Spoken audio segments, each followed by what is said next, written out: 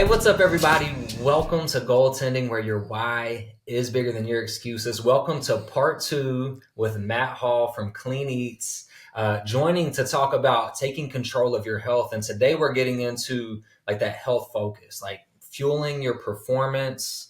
We're going to talk about having the right foods for your body. And it's also coming from him being a personal trainer too, as well as owning Clean Eats and knowing all about macros.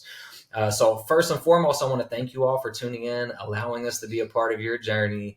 Make sure you go like, subscribe, comment with your thoughts and questions on this one, because there's going to be a lot of good content. Make sure you find the takeaways to apply to your journey. Now, Matt, let's dive right in. Sure. Hopefully people listen to part 1. If you didn't, go back, catch part 1. Matt has an incredible story you all need to hear. But let's get into the fueling performance piece. So when you were starting out and you decide I'm taking control of my health, you start hitting the gym. What did it look like in terms of starting to take control of the nutrition for yourself? Yeah, I ate like crap for a very long time when I first started, right? And I think a lot of people do, right? They think, okay, I'm just going to get in there and I'm going to push some heavy weight. Oh, yeah. And then, it's all going to happen, right? And I thought, I'm just going to be this huge, big, bulky guy, right? Well, it doesn't really work that way. And so, I started just lifting weights.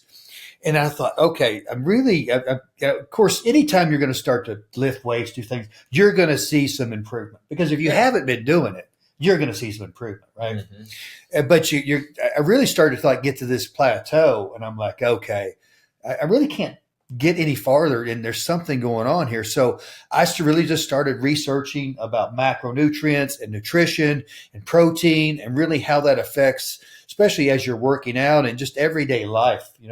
Good fuel in is a great output, right? Yep. And so then I started figuring, okay, so if I start kind of tracking my macronutrients, I thought I'm just going to do it for 2 weeks. I'm just going to do it for 2 weeks and kind of see what happens. And I started looking, I was like, I really had no idea what I was eating. Yeah. I had no, when I was looking, well, that doesn't make any sense because this isn't even close to what I'm supposed to have. Right. Right. And so, sometimes my fats would just be really high one day and my carbs would be high and I was probably never getting enough protein. Right. Yeah. So I thought, okay, I'm just going to track this for 2 weeks. And I was like, okay, well, I kind of see where now. And then I really started to see some results, even more improved results after that, just in stamina, right? Yeah. Muscle growth, my hypertrophy really started to, improve. Mm-hmm. And I just overall felt better, right? And so, I kind of set up a pretty heavy protein intake. Yeah. And I used that, 1 gram per body pound of weight. Yep. And I really started focusing on my egg whites and my chicken. Oh, yeah. And, but after a while, I was like, okay, I don't know how much longer I can eat egg whites and chicken and do all this stuff, right? So then I started really, started looking into more recipes, things like that, of things that I could make that, to give me more variety that I really enjoyed eating. And so really just started kind of building out my own type of meal prep that I was doing. And just, great results. And really, I think that took me to the next level, kind of fueled me through the plateaus that I was having and really started to educate myself. And that was one of the biggest keys that I had. I hate that there's not more education on that, like at the grade level, because I similar type of journey for myself in terms of when we decided to look into macros and tracking them, we were like so lost. I'm sitting here like there's no way I was eating this much like fats and carbs, and you don't realize how much over consuming you're doing, really mainly of fats and carbs, until you actually start to track it and build some awareness around it. And then you start to become a lot more aware of what foods are actually a fat, a carb, or a protein. But what would you say to somebody who's like just starting out? They decide like, I'm going to take control and they're starting to learn macronutrients for the first time. what would you say is a good approach to stepping into that new world? I think worry less about setting goals to start with, and just start tracking. Just start seeing what you're eating, because I think people don't really realize. I have a lot of people come into the cafe and, hey, help me out, Matt. I need help, right? And because there's just so much confusion out there on the internet, so many confusing things on the internet. You see this one person says, you got to eat this. The next person says, if you eat this, the same thing's going to kill you, right? And it's just confusing. Yeah. I even get confused myself, and this is my profession. I was like, this is really confusing to me because it doesn't all make sense. So you really have to educate yourself. But I think the biggest thing is just start tracking and just understand, what am I putting in my body? And then say, okay, here's the goal that I want to set, and really just start tracking towards that goal. Yeah. I have a lot of people come in, and like I said, they say, help me, Matt. And so I say, so what are you eating? And they're like, so I'm eating 1,300 calories a day, right? And I'm like, and in my mind, I'm thinking, I don't believe that is correct. Okay. I don't believe that is a correct statement because I say, well, have you been tracking it? No. I said, well, if you haven't been tracking that, then it's very difficult to understand what you're actually consuming. Because people don't understand what is in everything, right? When you sit down and eat this, and they think, oh, well, there can't be that many calories in that, right? Or there can't be this much fat or whatever, carbs or whatever it is. And when you plug that into I use like MyFitnessPal, and I know there's Lose It, and there's a lot of other ones. Find one that really fits you, because they're all going to end up with the same type of result. But people just don't understand what they're putting in their bodies, and I think really just tracking it for a little bit, then setting you some goals, some very, very easily goals to obtain to start with. And then, and keep just continually to adjust those to where you're like, okay, even if it's, you go along for a little bit, okay, I'm just going to reduce my calories by, 100 calories a day or 50 calories a day, right? And just get that incremental improvement, because everyone wants instant gratification right now. Right. Yeah. And so, it's like, okay, so if I start this today, I'll lose 20 pounds by the end of the week, and then I'm going to look like a model and I'll be ready to go. And I'm thinking, well, you may want to temper those expectations a little bit, because in all reality, you probably didn't get here in a week. Right. It's probably going to take as long as it took you to get here to kind of reverse a lot of that. And that's really trying to convince people and get them out of that roller coaster. Right. That roller coaster is, I need to lose this weight because I'm going to go on a diet. And I'm like, well, what are you going to do after that? And they're like, well, I don't really have a plan for that. Yeah. So, well, that's a lot of the problem. You do this and then you go back up. You do this, you go back up. And I psychologically, that's not good for people. I think it wears them down. They're like, I can't be successful, and I've tried so many different times. And so I try to just take a very, slow, methodical approach to it. Yeah. And really try to get people to, it's a lifestyle, right? Change your lifestyle. If you go back to the same restaurants and you go to the same places you were eating and you're doing the same things, you're getting up with the same result. I'm really just trying to get them out of that rut. I mean, so first, just going back to the tracking piece, just starting with just tracking, I think of it like budgeting. Like if you're not budgeting your money, then your money's just disappearing. It's going wherever it wants to go, and you don't have any control over it. But when you set a budget and you track what you're doing with your finances, you start to realize where your money's going, and you start to decide where you want that money to go. So the same thing with macros. Once you start to track it, figure it out, you can set a budget of your protein, carbs, and fats to get things going. I kind of think of it that way, and to have a relation point to help people understand.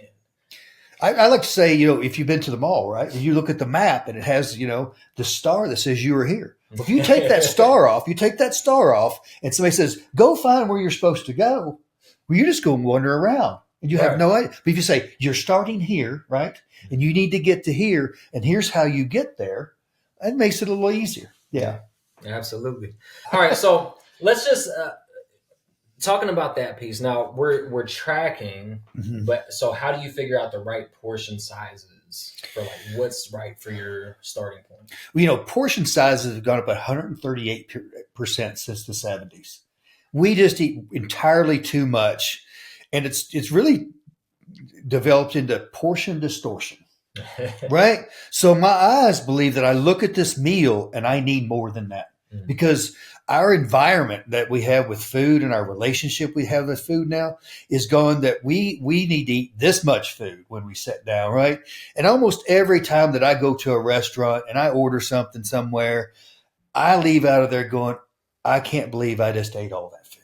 That's way too much food. Yeah. I feel bloated. I feel horrible. I just want to go home and lay down, right? And that's okay if you do that once every 6 months, once a year, Right. a few times here and there. But I think as a culture, we're doing that way too much, right? And so I just tell people, right? It's a very simple. I mean, you can find these things on the internet, the graphs and all that. This is about 4 ounces of protein, right? This is about how many carbs you should be able to put those in your hand. Yeah. Veggies, about the size of your fist. Fats, about the size of your thumb. If you're sitting down with a plate and you don't have a scale with you, you can really just use your hand and say, this is how much I need to be eating here. Good point. Yeah. And so, and certain people, yes, they do need more food than other people. That's just the way it is. I train heavy. I need more food. But in all reality, I just need to eat more meals during the day. Right. Instead of eating every 4 to 5 hours, maybe somebody eats that maybe doesn't train that heavy. I probably need about every 3 hours, right? But I still kind of consume about the same amount of food as everybody else when I sit down. Yeah. It's just spread out throughout the day more. Absolutely. Yeah. Yeah. So, same thing for me. I started to get to where I eat about every 3 hours. Yeah. That way it's all spread out throughout the day to get the macros. It definitely helps when you're trying to get a good amount of protein. Yes. Because getting protein, I think, is one of the things a lot of people talk to me about being one of the biggest challenges for them is getting enough protein when they realize how much they're supposed to have. So real quick, just jogged my memory.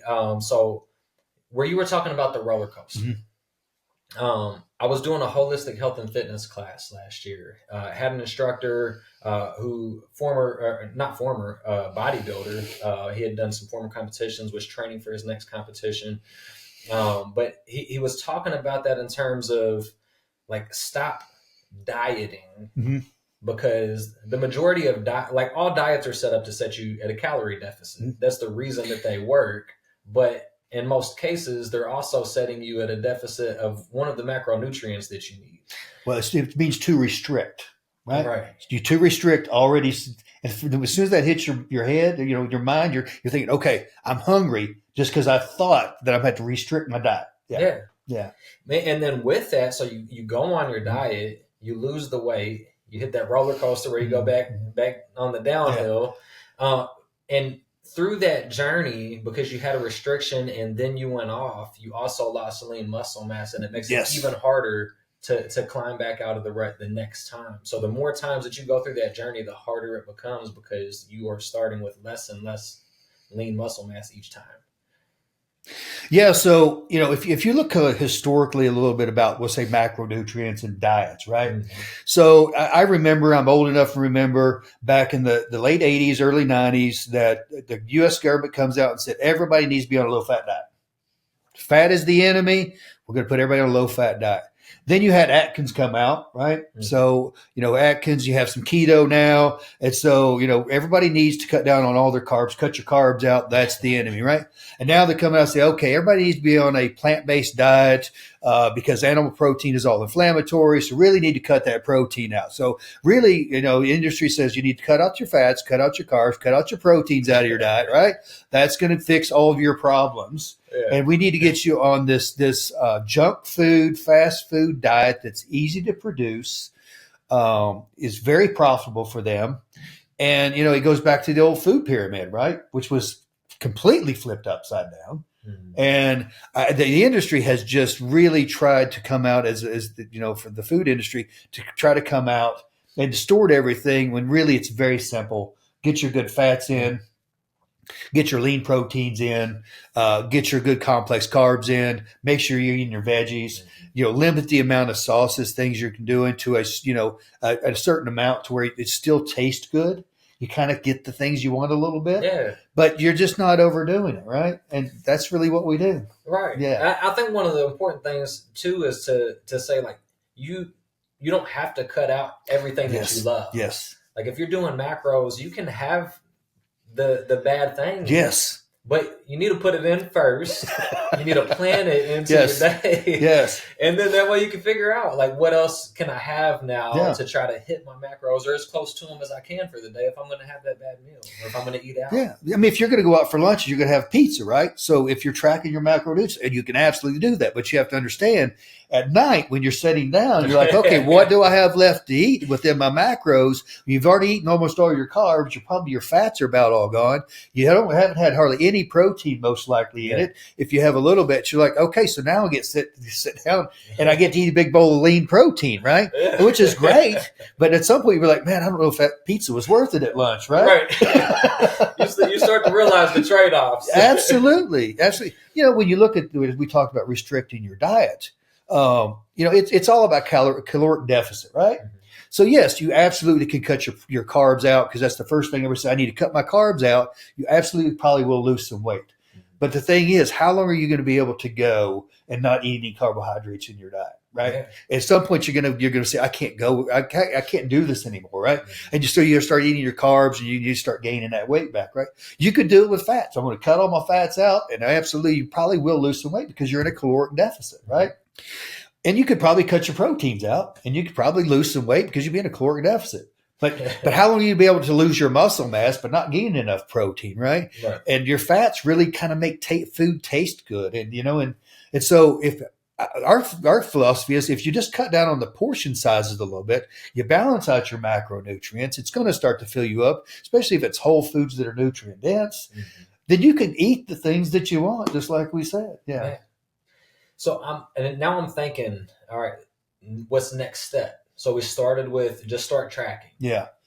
And then we'll start to implement, getting the calories right. Mm-hmm. Now what I normally will tell people if you're struggling, mm-hmm. like if you just don't want to track all this stuff, we need to figure out getting your calories right and your protein.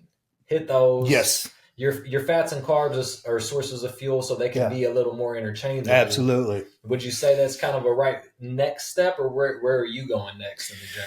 Yeah, I do. And I really just tell people, if you can get your protein in and kind of stay within your caloric intake for the day, you're probably going to see a lot of advantages to that because that protein is going to fill you up, keep that good muscle mass up there. Even if you're not lifting weights, it's still great for your muscle mass. Mm-hmm. And that's a little bit what I do sometimes. I get regimen. Sometimes I track it for a while, and then I start to fall off just like anybody else. But I still try to make sure I get my calories, my protein in each day. And that's a big deal for me. Yeah. So let's say vacations. Mm-hmm. I think that's an important one. I know I've had a lot of people ask me about, like, what do you do on vacation? What is your approach, or what would you tell people when they're thinking about they're living a macro lifestyle now, but they're going on a big trip coming up? I think it really sometimes depends upon the person. And the reason I'll say is some people, they say, I can't get off of it because I won't be back on it. Right. Yeah. I can't do it. So, they're like, I need to stay on it through vacation, and that's who I am. Some people's like, hey, I'm going to enjoy it for a week. I'm just not going to do any of it. And Monday when it comes back, I'm right back on it and we're good to go. Right. Yeah.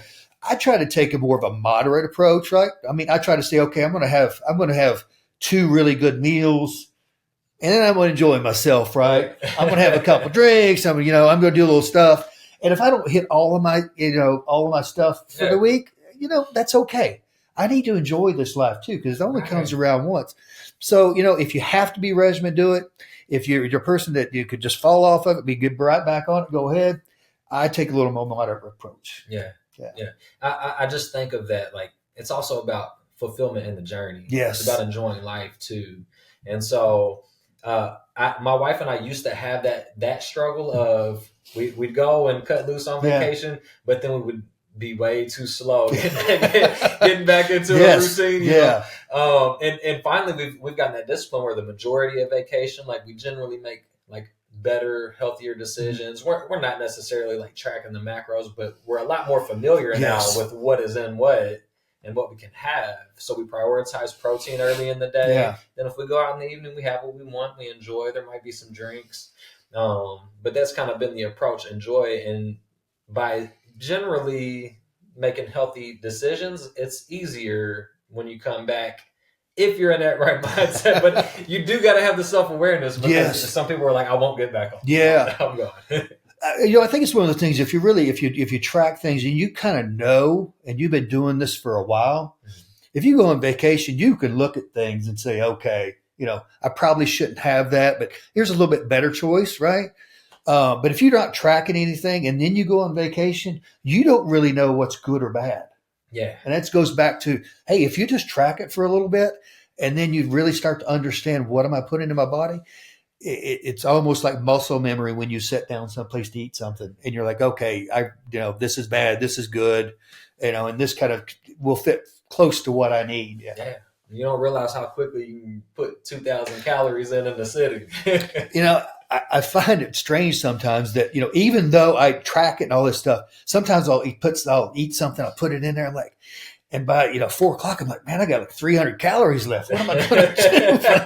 I'm starved already, right? And I'm like, man, I really got to start watching this every day. Yeah. So I mean, I struggle just as like anybody else.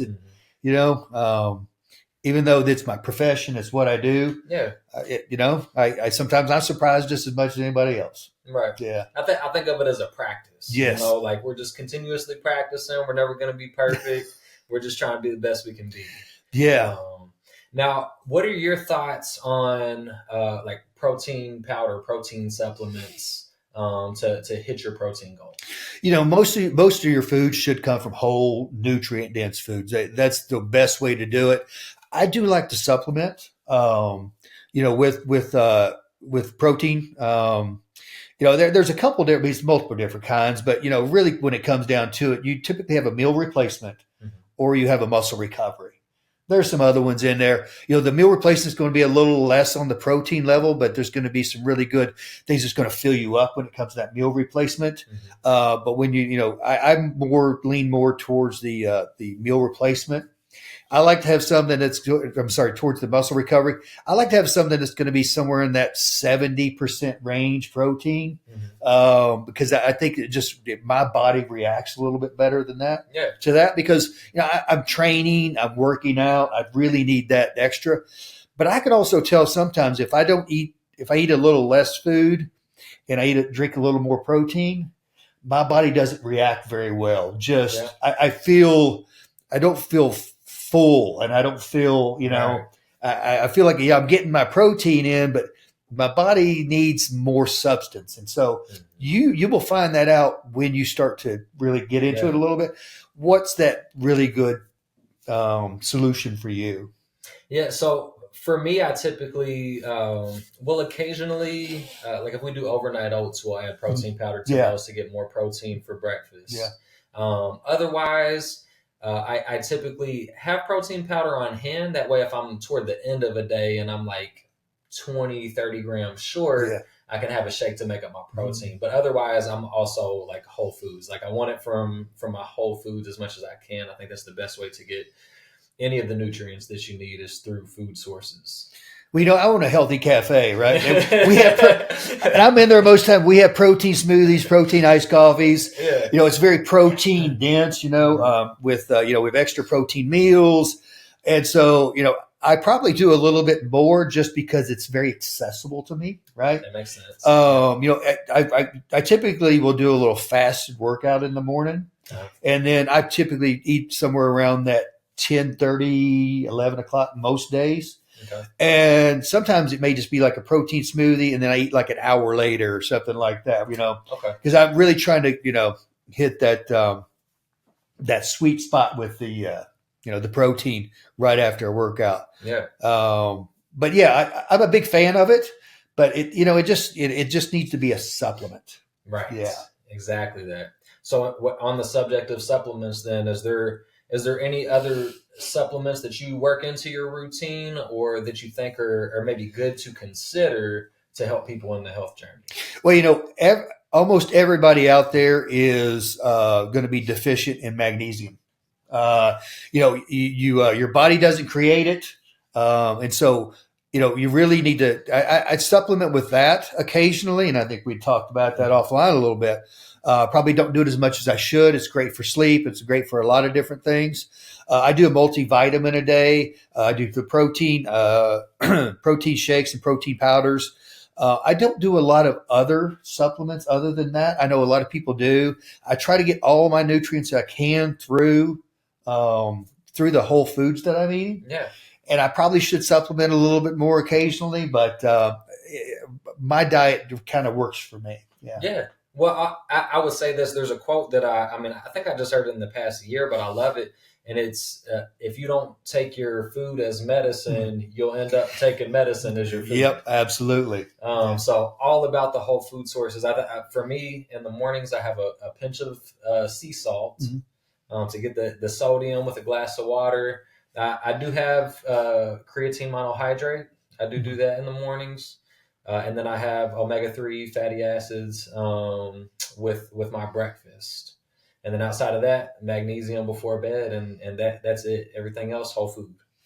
I do creatine probably 2 or 3 days a week as well. We have it in one of our cafes. They're in Springhurst. So when I'm in there, I dump a little bit in my protein smoothie. So, I do a little bit, but I don't have any like daily regimens that I really work off of when it comes to supplements a lot. But yeah. Yeah. Well, in terms of like, we took control of the health. Like we've gone through kind of getting the macronutrient cycle together. Is there anything else you think is important to highlight for getting on or sticking to like tracking your macros to live a healthier lifestyle? Well, if we could transition just a little bit maybe to fitness, because we talk about clean eats, we're talking about the nutrition, and you get into the fitness portion of it.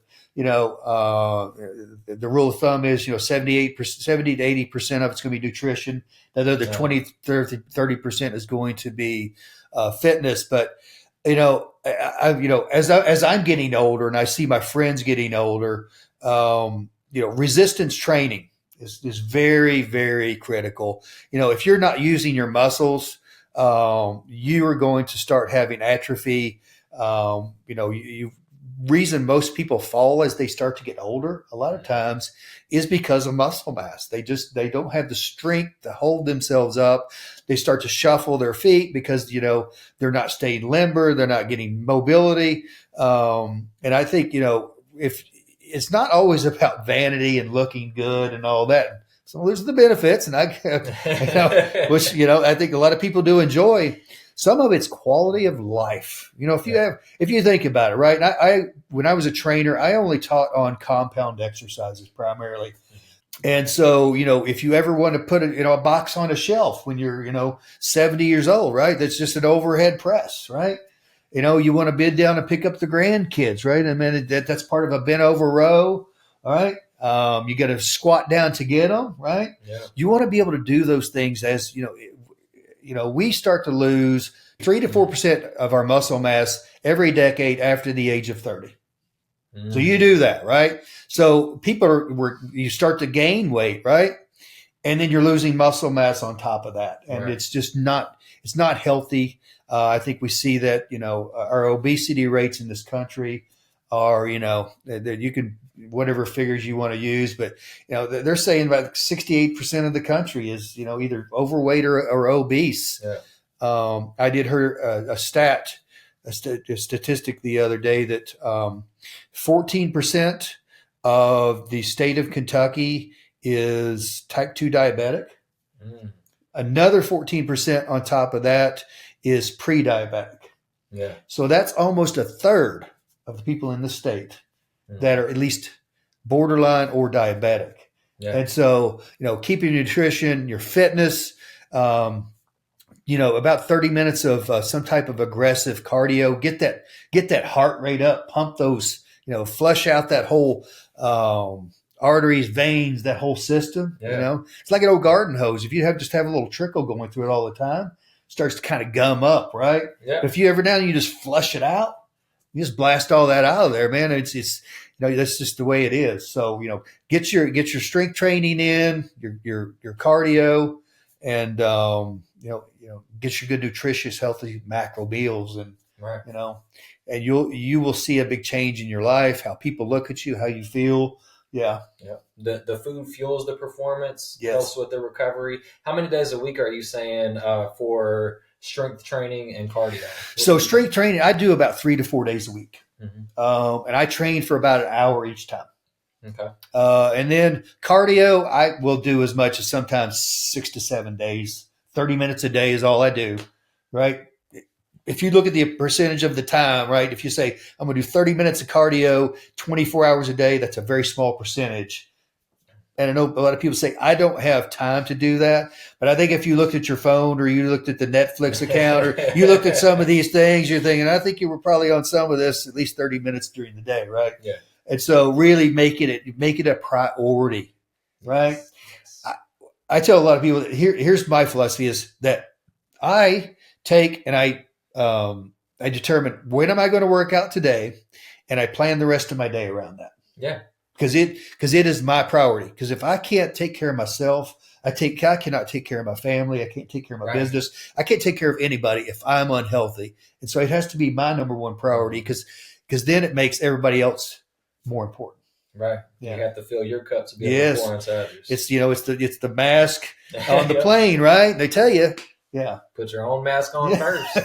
All right, Matt. Well, this has been an incredible conversation. And I truly want to thank you because you gave your most valuable asset, your time, to share your story, to talk about health, to help people in their journey. So thank you very much for being part of this. Thanks for having me.